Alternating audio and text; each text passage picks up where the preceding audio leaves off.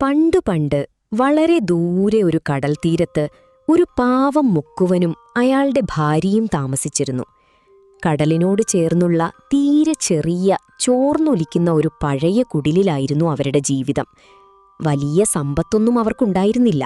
ആ കുടിലിനുള്ളിൽ എപ്പോഴും വല്ലാത്തൊരിരുട്ടായിരുന്നു. ഉണങ്ങിയ മീനിന്റെയും കടൽക്കാറ്റിന്റെയും ഗന്ധം അവിടെ എപ്പോഴും നിറഞ്ഞു നിന്നു. മഴ പെയ്യുമ്പോൾ മേൽക്കൂരയിലൂടെ വെള്ളം ഇറ്റിറ്റു വീഴും. വളരെ കഷ്ടപ്പെട്ടായിരുന്നു അവർ ഓരോ ദിവസവും തള്ളി നീക്കിയിരുന്നത്. എങ്കിലും ആ മുക്കുവൻ വളരെ ശാന്തനായൊരു മനുഷ്യനായിരുന്നു. എല്ലാ ദിവസവും അതിരാവിലെ അയാൾ തന്റെ ചെറിയ വഞ്ചിയും വലയുമായി കടൽത്തീരത്തേക്ക് പോകും. ലോകത്തുള്ള എല്ലാ സങ്കടങ്ങളും മറന്ന് അയാൾ ആ കടലിലേക്ക് നോക്കിയിരിക്കും. മണിക്കൂറുകളോളം ചൂണ്ടയിട്ട് ശാന്തമായ ആ നീല വെള്ളത്തിലേക്ക് കണ്ണും നട്ടിരിക്കുന്നതായിരുന്നു അയാളുടെ ഏറ്റവും വലിയ സന്തോഷം. എത്ര നേരം വേണമെങ്കിലും ഒരു മീനിനായി കാത്തിരിക്കാനുള്ള വലിയ ക്ഷമ ആ പാവം മനുഷ്യൻ അന്നുണ്ടായിരുന്നു. എന്നാൽ അയാളുടെ ഭാര്യയുടെ പ്രകൃതം തീർത്തും വ്യത്യസ്തമായിരുന്നു. അവൾക്കെപ്പോഴും എന്തെങ്കിലുമൊക്കെ പരാതികളുണ്ടാകും. ആ ചെറിയ കുടിലിലെ ദാരിദ്ര്യം നിറഞ്ഞ ജീവിതം അവൾക്ക് തീരെ ഇഷ്ടമായിരുന്നില്ല. എപ്പോഴും അവൾ അയാളെ വെറുതെ കുറ്റപ്പെടുത്തിക്കൊണ്ടിരുന്നു. എന്തൊരു കഷ്ടപ്പാടാണിത്! ഈ നാറിയ കുടിലിൽ കിടന്ന് എന്റെ ജീവിതം നശിച്ചു. നിങ്ങൾക്ക് കുറച്ചുകൂടി നന്നായി പണിയെടുത്തുകൂടെ? അവൾ എപ്പോഴും ദേഷ്യത്തോടെ പിറുപിറുത്തു. മുക്കുവൻ ഇതൊന്നും കേൾക്കാത്ത ഭാവത്തിൽ തല കുനിച്ച് മിണ്ടാതെ നിൽക്കും. അങ്ങനെയിരിക്കെ ഒരു ദിവസം മുക്കുവൻ പതിവുപോലെ കടൽ തീരത്ത് ചൂണ്ടയുമായി ഇരിക്കുകയായിരുന്നു. തെളിഞ്ഞ നീല നിറമുള്ള വെള്ളം. ആകാശം വളരെ ശാന്തമായിരുന്നു. പെട്ടെന്ന് അയാളുടെ ചൂണ്ടയിൽ വലിയൊരു കുരുക്ക് വീണു. ചരട് വലിയാൻ തുടങ്ങി. ചൂണ്ടയുടെ ചരട് വെള്ളത്തിലേക്ക് വല്ലാതെ വലിഞ്ഞു മുറുകി. എന്തോ വലിയൊരു മീനാണ് കുടുങ്ങിയതെന്ന് അയാൾക്ക് പെട്ടെന്ന് മനസ്സിലായി. അയാൾ തന്റെ സർവ്വശക്തിയുമെടുത്ത് ആ ചൂണ്ട വളരെ പതുക്കെ കരയിലേക്ക് വലിച്ചു കയറ്റി. കരയിലേക്ക് നോക്കുമ്പോൾ വെള്ളത്തിനു മുകളിൽ തിളങ്ങുന്ന വലിയൊരു മത്സ്യം. അതൊരു സാധാരണ മീനായിരുന്നില്ല. സൂര്യപ്രകാശത്തിൽ തിളങ്ങുന്ന സ്വർണ്ണ നിറമുള്ള വളരെ അപൂർവമായ ഒരു വലിയ മത്സ്യമായിരുന്നു അത്. മുക്കുവൻ അതിശയത്തോടെ നോക്കി നിന്നു. പെട്ടെന്ന് ആ സ്വർണ്ണ മത്സ്യം മനുഷ്യന്റെ ശബ്ദത്തിൽ വളരെ വ്യക്തമായി സംസാരിക്കാൻ തുടങ്ങി. ദയവായി എന്നെ കൊല്ലരുതേ, ഞാൻ നിങ്ങളുടെ വിശപ്പടക്കാനുള്ള വെറും ഒരു സാധാരണ ഭക്ഷണമല്ല. മീൻ വളരെ സങ്കടത്തോടെ പറഞ്ഞു. മുക്കുവന് തന്റെ കാതുകളെ വിശ്വസിക്കാൻ കഴിഞ്ഞില്ല. ഒരു മീൻ സംസാരിക്കുകയോ? ശരിക്കും ഞാനൊരു മാന്ത്രികനായ രാജകുമാരനാണ്. ഒരു ശാപം കിട്ടി ഇങ്ങനെയായതാണ്. എന്നെ കൊന്നതുകൊണ്ട് നിങ്ങൾക്ക് വലിയ ഗുണമൊന്നും ലഭിക്കില്ല. മീൻ തുടർന്നു. ദയവായി എന്നെ തിരികെ ആ കടലിലേക്ക് തന്നെ വിടുക. എനിക്ക് ജീവിക്കണം. എന്റെ മാംസത്തിന് ഒട്ടും രുചിയുണ്ടാകില്ല. ആ സ്വർണ്ണ മത്സ്യം വീണ്ടും അപേക്ഷിച്ചു. പാവം മുക്കുവന് വല്ലാത്ത അത്ഭുതവും ഒപ്പം സങ്കടവും തോന്നി. അയാൾ വളരെ സ്നേഹത്തോടെ പറഞ്ഞു, നീ പേടിക്കണ്ട. എന്നോട് സംസാരിക്കാൻ അറിയാവുന്ന ഒരു മീനിനെ ഞാൻ എന്തായാലും കൊല്ലില്ല. നീ ഒട്ടും വിഷമിക്കണ്ട. വളരെ സന്തോഷമായി നിന്റെ കടലിലേക്ക് തന്നെ പോയിക്കോളൂ. അയാൾ വളരെ പതുക്കെ ആ സ്വർണ്ണ മത്സ്യത്തെ വെള്ളത്തിലേക്ക് തന്നെ തിരികെ വിട്ടു. മത്സ്യം നന്ദിയോടെ അയാളെ നോക്കി. പിന്നെ വെള്ളത്തിനടിയിലേക്ക് വേഗത്തിൽ മറഞ്ഞുപോയി. വെള്ളത്തിൽ ഒരു നീളൻ രക്തപ്പാടു മാത്രം അവശേഷിച്ചു. അന്ന് വേറെ മീനൊന്നും കിട്ടാത്തതുകൊണ്ട് മുക്കുവൻ വെറും കൈയോടെയാണ് വീട്ടിലേക്കു മടങ്ങിയത്. ആ പഴയ ഇരുണ്ട കുടിലിന്റെ വാതിൽക്കൽ അയാളുടെ ഭാര്യ കാത്തിരിപ്പുണ്ടായിരുന്നു. ഇന്നെന്താ നിനക്കൊന്നും കിട്ടിയില്ലേ? അവൾ വളരെ ദേഷ്യത്തോടെ ചോദിച്ചു. മുക്കുവൻ നടന്ന കാര്യങ്ങളെല്ലാം ഭാര്യയോട് വളരെ വിശദമായി പറഞ്ഞു. എനിക്കൊരു വലിയ സ്വർണ്ണ മത്സ്യത്തെ കിട്ടി. അതൊരു മാന്ത്രികനായ രാജകുമാരനാണെന്ന് പറഞ്ഞപ്പോ എനിക്ക് പാവം തോന്നി. ഞാൻ അതിനെ വെറുതെ വിട്ടു. സംസാരിക്കുന്ന മീനായതുകൊണ്ട് ഞാൻ അതിനെ തിരികെ കടലിലേക്ക് തന്നെ വിട്ടു. ഇത് കേട്ടതും ഭാര്യയുടെ നിയന്ത്രണം വിട്ടു. അവൾ ദേഷ്യം കൊണ്ട് വിറയ്ക്കാൻ തുടങ്ങി. മണ്ടൻ, നീ അതിനോട് പകരം ഒന്നും ചോദിച്ചില്ലേ? ഈ നാറിയ കുടിലിൽ കിടന്ന് മരിക്കാനാണോ നമ്മുടെ വിധി? ഒരു മാന്ത്രിക മത്സ്യത്തെ കിട്ടിയിട്ടും നീ വെറും കൈയോടെ വന്നല്ലോ. വേഗം തിരികെ പോയി ആ മീനിനെ വിളിക്ക്. അവൾ വളരെ ഉറക്കെ അലറി. എന്നിട്ട് ഞാൻ എന്തു ചോദിക്കാനാണ്? മുക്കുവൻ പേടിയോടെ ചോദിച്ചു. നമുക്ക് താമസിക്കാൻ നല്ലൊരു ചെറിയ വീട് ചോദിക്കേ. എനിക്ക് കുടിലിൽ ഇനി ഒരു നിമിഷം പോലും നിൽക്കാൻ വയ്യ. വേഗം പോ. ഭാര്യയുടെ നിർബന്ധം സഹിക്കാൻ കഴിയാതെ മുക്കുവൻ തിരികെ കടൽത്തീരത്തേക്ക് നടന്നു. വെറുതെ ആ മീനിനെ വീണ്ടും ശല്യപ്പെടുത്തുന്നതിൽ അയാൾക്ക് വല്ലാത്ത വിഷമം തോന്നിയിരുന്നു. അയാളുടെ മനസ്സിലപ്പോൾ വലിയൊരു ഭയം നിറഞ്ഞു നിന്നു. കടൽത്തീരത്തെത്തിയപ്പോൾ വെള്ളത്തിന്റെ നിറം പച്ചയും മഞ്ഞയുമായി മാറിയത് അയാൾ കണ്ടു. രാവിലെ കണ്ട ആ ശാന്തത ഇപ്പോൾ കടലിനില്ലായിരുന്നു. അയാൾ കടലിനെ നോക്കി വളരെ ഉറക്കെ ആ മത്സ്യത്തെ വിളിച്ചു പറഞ്ഞു: സ്വർണ്ണ മത്സ്യമേ, മാന്ത്രികനായ രാജകുമാര, എന്റെ ഭാര്യയ്ക്കൊരു വലിയ ആഗ്രഹമുണ്ട്. അതൊന്നെനിക്ക് സാധിച്ചു തരുമോ എന്നയാൾ ചോദിച്ചു. പെട്ടെന്ന് വെള്ളം വകഞ്ഞുമാറ്റി ആ സ്വർണ്ണ മത്സ്യം അയാളുടെ മുന്നിലേക്ക് വേഗത്തിൽ ഉയർന്നു വന്നു. നിനക്കെന്താണ് വേണ്ടത്? മത്സ്യം ചോദിച്ചു. അത് എന്റെ ഭാര്യയ്ക്ക് ഈ പഴയ കുടിലിൽ താമസിക്കാൻ തീരെ ഇഷ്ടമില്ല. അവൾക്ക് മനോഹരമായ ഒരു ചെറിയ വീട് വേണമെന്ന് പറയുന്നു. മുക്കുവൻ മടിയോടെ പറഞ്ഞു. മത്സ്യം വളരെ ശാന്തമായി പറഞ്ഞു: നീ സങ്കടപ്പെടേണ്ട, തിരികെ വീട്ടിലേക്ക് പോയിക്കോളൂ. അവൾ ആഗ്രഹിച്ചതുപോലെ മനോഹരമായൊരു വീട് ഇപ്പോൾ അവിടെ അവൾക്ക് ലഭിച്ചിട്ടുണ്ട്. അത് കേട്ട് മുക്കുവനു വിശ്വസിക്കാൻ കഴിഞ്ഞില്ല. അയാൾ വേഗം വീട്ടിലേക്കോടി. പഴയ കുടിൽ നിന്നിരുന്ന സ്ഥലത്ത് ഇപ്പോൾ മനോഹരമായൊരു ചെറിയ വീട് നിൽക്കുന്നു. മുറ്റത്ത് ചെറിയൊരു പൂന്തോട്ടവും വീടിനുള്ളിൽ നല്ല ഫർണിച്ചറുകളും വളരെ വിശാലമായ അടുക്കളയുമൊക്കെയുണ്ട്.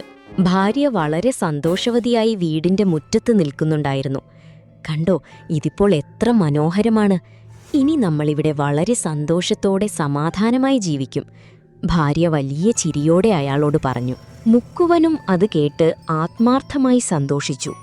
ആ മനോഹരമായ വീട്ടിൽ അവർക്ക് കഴിക്കാൻ ആവശ്യത്തിന് ഭക്ഷണവും ഉറങ്ങാൻ നല്ലൊരു കിടപ്പുമുറിയുമുണ്ടായിരുന്നു. അങ്ങനെ കുറച്ചു ദിവസങ്ങൾ വളരെ സമാധാനത്തോടെ കടന്നുപോയി.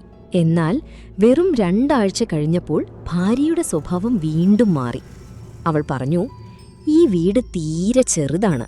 മുറ്റത്ത് നടക്കാൻ പോലുമുള്ള സ്ഥലമില്ല. എനിക്ക് താമസിക്കാൻ വലിയൊരു കൽക്കൊട്ടാരം തന്നെ വേണം. മുക്കുവൻ ഞെട്ടിപ്പോയി. അയ്യോ, കൊട്ടാരമോ? എന്തിനാണ് നമുക്ക് കൊട്ടാരം? ആ മീനിനെ വീണ്ടും ശല്യപ്പെടുത്തുന്നത് അതിനൊട്ടും ഇഷ്ടപ്പെട്ടില്ലെങ്കിലോ? ഞാനിനി പോവില്ല. അയാൾ അവളെ സ്നേഹത്തോടെ വിലക്കാൻ ശ്രമിച്ചു. പക്ഷേ ഭാര്യ അതൊന്നും കേൾക്കാൻ തയ്യാറായിരുന്നില്ല. അവൾ അയാളെ വഴക്കു പറഞ്ഞ് വീണ്ടും നിർബന്ധിച്ചു. നീ ഇപ്പോൾ തന്നെ പോയി ആ മീനിനോട് എനിക്കൊരു വലിയ കൊട്ടാരം വേണമെന്ന് പറയണം. അവൾ ദേഷ്യത്തോടെ ആജ്ഞാപിച്ചു. വലിയ സങ്കടത്തോടെ മുക്കുവൻ വീണ്ടും കടൽത്തീരത്തേക്ക് നടന്നു.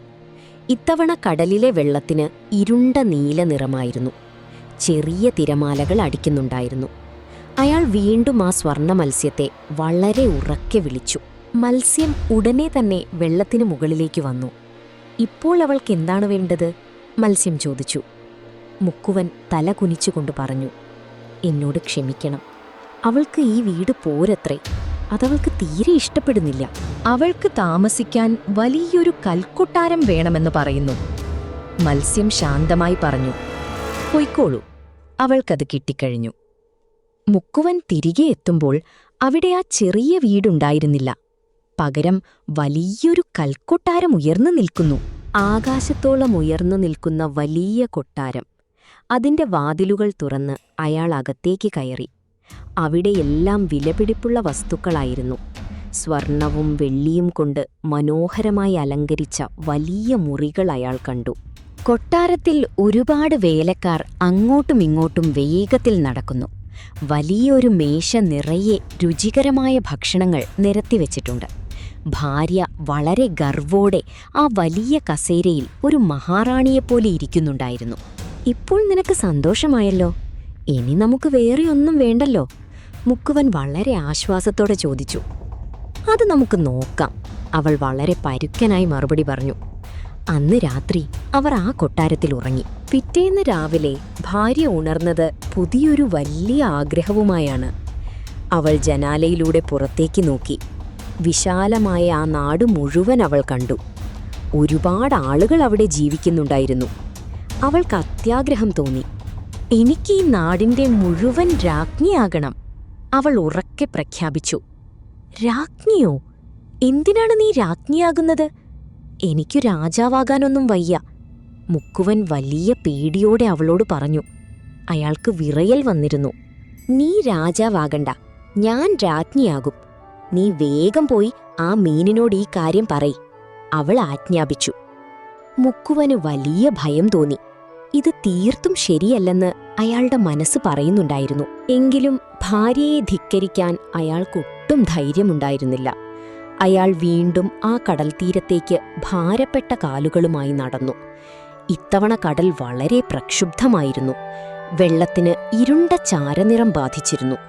വലിയ തിരമാലകൾ ഉയർന്നു. തീരത്ത് ശക്തമായ കാറ്റടിക്കുന്നുണ്ടായിരുന്നു. അയാൾ വിറയ്ക്കുന്ന ശബ്ദത്തിൽ ആ സ്വർണ്ണ മത്സ്യത്തെ വീണ്ടും വിളിച്ചു.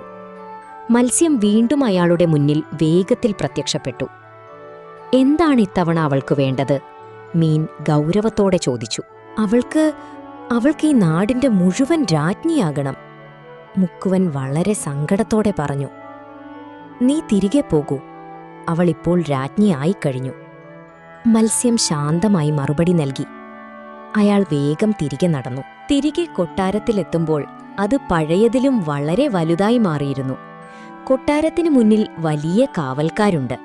അകത്തു വലിയൊരു സിംഹാസനത്തിൽ സ്വർണ്ണ കിരീടവും ധരിച്ച് തന്റെ ഭാര്യ ഗർവോടെ ഇരിക്കുന്നതയാൾ കണ്ടു. അവളുടെ ചുറ്റും മന്ത്രിമാരും ദാസിമാരും നിൽപ്പുണ്ടായിരുന്നു. "ഇപ്പോൾ നീ രാജ്ഞിയായല്ലോ, ഇനി ഇതിൽ കൂടുതലൊന്നും ആഗ്രഹിക്കാനില്ലല്ലോ?" മുക്കുവൻ ആശ്വാസത്തോടെ ചോദിച്ചു. അവൾ ഒന്നും മിണ്ടാതെ അയാളെ ഒന്ന് നോക്കുക മാത്രം ചെയ്തു. കുറച്ചു ദിവസങ്ങൾ കൂടി വളരെ വേഗം കടന്നുപോയി. രാജ്ഞിയായിരിക്കുന്നതിൽ അവൾക്ക് വലിയ തൃപ്തിയൊന്നും തോന്നിയില്ല.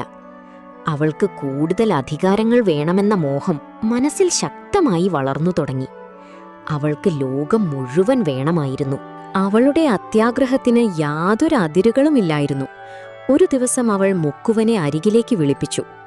"എനിക്ക് വെറുമൊരു രാജ്ഞിയായിരുന്നാൽ മാത്രം പോരാ, എനിക്ക് ലോകം മുഴുവൻ അടക്കി ഭരിക്കുന്ന വലിയൊരു ചക്രവർത്തിനിയാകണം," അവൾ ദേഷ്യത്തോടെ പറഞ്ഞു. "നീ ഉടനെ പോയി ആ മീനിനോട് ഇത് പറയണം." മുക്കുവൻ ഭയന്നു വിറച്ചു. "അരുതേ, ഒരാളെ ചക്രവർത്തിനിയാക്കാൻ ഒരു മീനിന് കഴിയില്ല. അത് വലിയ ദേഷ്യത്തിലാകും. നമുക്കുള്ളതുകൊണ്ട് തൃപ്തിപ്പെടാം." അയാൾ കാലു പിടിച്ച് അപേക്ഷിച്ചു. പക്ഷേ അവൾ അയാളെ കേൾക്കാൻ തയ്യാറായില്ല. അവൾ ദേഷ്യത്തോടെ അയാളെ അവിടെ നിന്നും ആട്ടിയോടിച്ചു. കടൽത്തീരത്തേക്കുള്ള വഴിയിലുടനീളം വളരെ ശക്തമായ കാറ്റടിക്കുന്നുണ്ടായിരുന്നു. ആകാശം പൂർണ്ണമായും ഇരുണ്ടു തുടങ്ങി. വലിയ കറുത്ത മഴക്കാറുകൾ ആകാശത്ത് നിറഞ്ഞു നിന്നിരുന്നു. കടലിലെ വെള്ളം കറുത്ത നിറമായി മാറി. വലിയ തിരമാലകൾ തീരത്തേക്ക് ഭയപ്പെടുത്തും വിധം ആഞ്ഞടിക്കാൻ തുടങ്ങി. മുക്കുവന്റെ ഹൃദയം പടപടാമിടിച്ചു. അയാൾ ഭയത്തോടെ ഉറക്കെ വിളിച്ചു പറഞ്ഞു, "സ്വർണമത്സ്യമേ, ദയവായി എന്നോട് ക്ഷമിക്കൂ. എന്റെ ഭാര്യയ്ക്കൊരു വലിയ ആഗ്രഹം കൂടിയുണ്ട്." അലറുന്ന തിരമാലകൾക്കിടയിൽ നിന്നും ആ മത്സ്യം പുറത്തുവന്നു.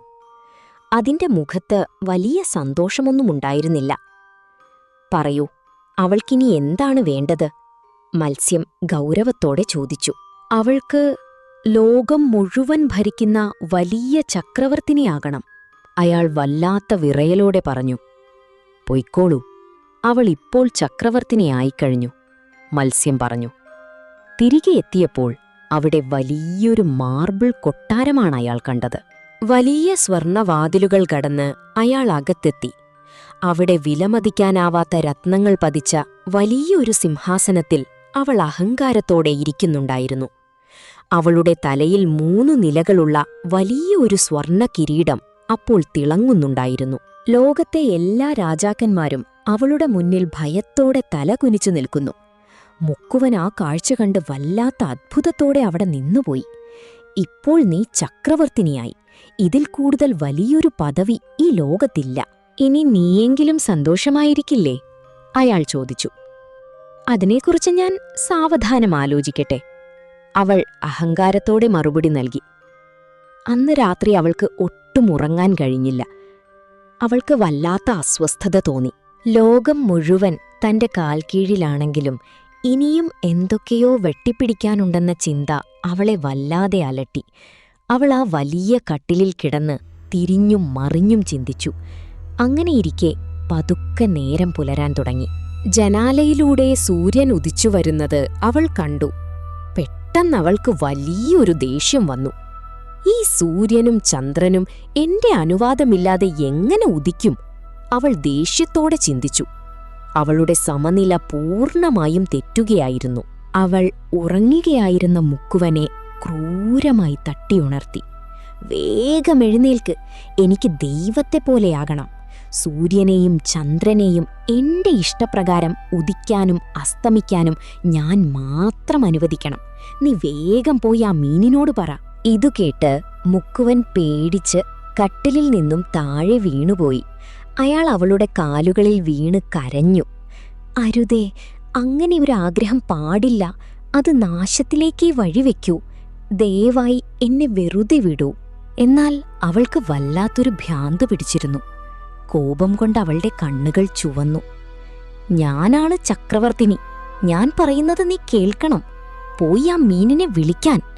അവൾ അലറിക്കൊണ്ട് അയാളെ ചവിട്ടിമാറ്റി. മുക്കുവൻ പ്രാണഭയത്തോടെ പുറത്തേക്കോടി. പുറത്ത് വലിയൊരു കൊടുങ്കാറ്റ് വീശിയടിക്കുന്നുണ്ടായിരുന്നു. വലിയ മരങ്ങളെല്ലാം കടപുഴകി താഴെ വീഴുന്നു. ആകാശം ഇരുണ്ടുമൂടി. ഭയാനകമായ ഇടിമുഴക്കങ്ങൾ കേൾക്കാമായിരുന്നു. ലോകം അവസാനിക്കാൻ പോകുന്നതുപോലെ അയാൾക്ക് തോന്നി. കാറ്റിൽ അയാൾക്ക് നേരെ നിൽക്കാൻ പോലും കഴിഞ്ഞില്ല. പറന്നു പോകാതിരിക്കാൻ അയാൾ വലിയ പാറകളിൽ ഇറുകെ പിടിച്ച് നിരങ്ങിയാണ് കടൽത്തീരത്തേക്ക് പോയത്. അപ്പോൾ ആ കടൽ പൂർണ്ണമായും ഭയപ്പെടുത്തും വിധം കറുത്ത നിറത്തിലായിരുന്നു. പർവ്വതത്തോളം ഉയരത്തിൽ വലിയ തിരമാലകൾ തീരത്തേക്കാഞ്ഞടിക്കുന്നു. ഓരോ തിരമാലയുടെയും മുകളിൽ വെള്ളപ്പതകൾ നുരഞ്ഞു പൊന്തിയിരുന്നു. ആ ഭയാനകമായ ശബ്ദത്തിനിടയിൽ അയാൾ തന്റെ സർവ്വശക്തിയുമെടുത്ത് അലറിക്കരഞ്ഞുകൊണ്ട് ആ സ്വർണ്ണ മത്സ്യത്തെ പേരെടുത്തു വിളിച്ചു. പെട്ടെന്ന് ആകാശത്തെ ഒരു വലിയ മിന്നൽപ്പിണരിനിടയിൽ ആ സ്വർണ്ണമത്സ്യം മുകളിലേക്ക് ഉയർന്നു വന്നു. അതിന്റെ കണ്ണുകളിൽ വലിയൊരു നിരാശയുണ്ടായിരുന്നു. പറയൂ, നിന്റെ ഭാര്യയ്ക്കിനി എന്താണ് വേണ്ടത്? മത്സ്യം വളരെ ഗൗരവത്തിൽ ചോദിച്ചു. മുക്കുവൻ ഉച്ചത്തിൽ പൊട്ടിക്കരഞ്ഞുകൊണ്ട് പറഞ്ഞു, ദയവായി എന്നെ കൊല്ലരുതേ. അവൾക്ക് ദൈവത്തെപ്പോലെയാകണം. സൂര്യനെയും ചന്ദ്രനെയും നിയന്ത്രിക്കാനുള്ള അപാരമായ ശക്തി വേണമെന്നാണ് അവളിപ്പോൾ പറയുന്നത്. അതു പറയുമ്പോൾ അയാളുടെ തൊണ്ട ഇടറുന്നുണ്ടായിരുന്നു. മത്സ്യം കുറച്ചുനേരമൊന്നും തന്നെ മിണ്ടിയില്ല. ആ വലിയ തിരമാലകൾക്കിടയിൽ അത് നിശബ്ദമായി നിന്നു. മുക്കുവൻ വളരെ ഭയത്തോടെ ആ മത്സ്യത്തിന്റെ മുഖത്തേക്ക് നോക്കി. അവിടെ വലിയൊരു തീരുമാനത്തിന്റെ ഭാവം അയാൾ കണ്ടു. പിന്നെ വളരെ ശാന്തമായ എന്നാൽ വളരെ ദൃഢമായ ഒരു ശബ്ദത്തിൽ അത് പറഞ്ഞു, നീ തിരികെ പോകൂ. അവളുടെ അത്യാഗ്രഹത്തിന് യാതൊരു അതിരുകളുമില്ല. മനുഷ്യനായി ജനിച്ചിട്ട് ദൈവമാകാൻ ശ്രമിക്കുന്നത് വലിയ തെറ്റാണ്. ദൈവമാകാൻ ശ്രമിച്ചവൾക്ക് ഇനി ആ സിംഹാസനത്തിലിരിക്കാൻ യാതൊരർഹതയുമില്ല. നീ വീട്ടിലേക്കു പോകൂ. അവളിപ്പോൾ ആ പഴയ കുടിലിൽ തന്നെയുണ്ട്. ഇത്രയും പറഞ്ഞ് ആ മത്സ്യം വെള്ളത്തിനടിയിലേക്ക് എന്നേക്കുമായി മറഞ്ഞു. മുക്കുവൻ കുറച്ചുനേരം ആ കടൽത്തീരത്ത് തന്നെ നിന്നു. അയാളുടെ കണ്ണുകളിൽ നിന്നും കണ്ണുനീരൊഴുകുന്നുണ്ടായിരുന്നു. താൻ കാരണം ആ മാന്ത്രിക മത്സ്യത്തിന് വലിയ ശല്യമുണ്ടായല്ലോ എന്നോർത്ത് അയാൾക്കപ്പോൾ വല്ലാത്ത സങ്കടം തോന്നി. പെട്ടെന്ന് ആ വലിയ കൊടുങ്കാറ്റ് ശമിച്ചു. കടൽ വീണ്ടും പഴയതുപോലെ വളരെ ശാന്തമായി. ആകാശം തെളിഞ്ഞു. മുക്കുവൻ തളർന്ന കാലുകളുമായി തന്റെ വീട്ടിലേക്ക് നടന്നു.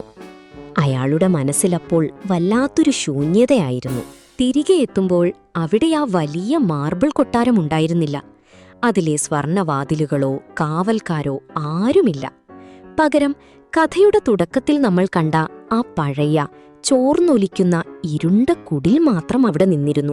ആ കുടിലിന്റെ വാതിൽക്കൽ പരുക്കൻ തുണികൾ ധരിച്ച് അയാളുടെ ഭാര്യ സങ്കടത്തോടെ ഇരിക്കുന്നുണ്ടായിരുന്നു. അവളുടെ തലയിൽ സ്വർണ്ണ കിരീടമുണ്ടായിരുന്നില്ല. കണ്ണുകളിൽ പഴയ ആ അഹങ്കാരവുമുണ്ടായിരുന്നില്ല. അവൾ എല്ലാം നഷ്ടപ്പെട്ട് വെറുമൊരു പാവമായി മാറിയിരുന്നു. മുക്കുവൻ ഒന്നും മിണ്ടാതെ അവളുടെ അടുത്തേക്ക് ചെന്നു. അവൾ തല കുനിച്ച് നിശബ്ദമായി കണ്ണുനീർ വാർക്കുകയായിരുന്നു.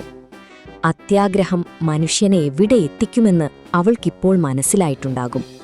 അവർ വീണ്ടും പഴയതുപോലെ ദരിദ്രരായി മാറി. പിന്നീടൊരിക്കലും ആ വലിയ സ്വർണമത്സ്യം അവരുടെ മുന്നിൽ വന്നിട്ടില്ല. മുക്കുവൻ വീണ്ടും തന്റെ പഴയ വഞ്ചിയുമായി എന്നും കടലിലേക്ക് പോകാൻ തുടങ്ങി. കിട്ടുന്ന മീനുകൾ വിറ്റ് അവർ വളരെ കഷ്ടപ്പെട്ട് ജീവിച്ചു. ആ പഴയ കുടിലിൽ അവർക്കൊരുപാട് കാലം ജീവിക്കേണ്ടി വന്നു. ഭാര്യ പിന്നീട് ഒരിക്കലും പരാതി പറഞ്ഞിട്ടില്ല. ഉള്ളതുകൊണ്ട് തൃപ്തിപ്പെടാൻ അവൾ പഠിച്ചു. മനുഷ്യന്റെ അത്യാഗ്രഹത്തിന് വലിയൊരു വില നൽകേണ്ടി വരുമെന്ന് അവൾ തിരിച്ചറിഞ്ഞു. അത്യാഗ്രഹം ഒരു വലിയ അസുഖം പോലെയാണ്. എത്ര കിട്ടിയാലും മതിവരില്ല. ഉള്ളതു വച്ച് സന്തോഷിക്കാൻ കഴിയാത്തവർക്ക് അവസാനം എല്ലാം നഷ്ടപ്പെടും. ഈ പാവം മുക്കുവന്റെയും ഭാര്യയുടെയും കഥ നമ്മളോട് പറയുന്നത് അതാണ്. നമ്മുടെ ജീവിതത്തിൽ നമുക്ക് ലഭിച്ചിട്ടുള്ള ചെറിയ സന്തോഷങ്ങളെ നമ്മൾ എപ്പോഴും വിലമതിക്കണം.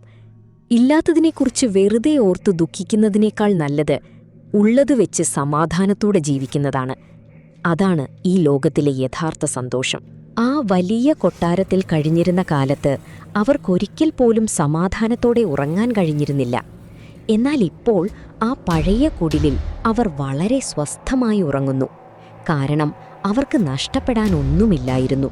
ചിലപ്പോൾ ജീവിതത്തിൽ വലിയ സമ്പത്തിനേക്കാൾ വലുത് മനസ്സമാധാനമാണ്. ആ മുക്കുവൻ തന്റെ ഭാര്യയോടൊപ്പം ബാക്കിയുള്ള കാലം ആ കടൽത്തീരത്ത് തന്നെ ചിലവഴിച്ചു. കടലിന്റെ ഇരമ്പൽ കേട്ട് അവർ തങ്ങളുടെ ജീവിതം മുന്നോട്ട് കൊണ്ടുപോയി. അത്യാഗ്രഹിയായ ആ ഭാര്യയുടെ കഥ ഇന്നും ആ നാട്ടിലെ ആളുകൾ പരസ്പരം പറയാറുണ്ട്. സ്വന്തം ആഗ്രഹങ്ങൾക്ക് എപ്പോഴും ഒരതിരു വേണമെന്ന് ഈ കഥ നമ്മെ ഓർമ്മിപ്പിക്കുന്നു. മനുഷ്യന്റെ മനസ്സെപ്പോഴും ശാന്തമായിരിക്കണം. ഈ മനോഹരമായ കഥ നിങ്ങൾക്കെല്ലാവർക്കും ഇഷ്ടമായെന്ന് ഞാൻ കരുതുന്നു. പുതിയൊരു കഥയുമായി നമുക്ക് എത്രയും വേഗം വീണ്ടും കണ്ടുമുട്ടാം. അതുവരെ എല്ലാവർക്കും എൻ്റെ സ്നേഹം നിറഞ്ഞ ഗുഡ് ബൈ.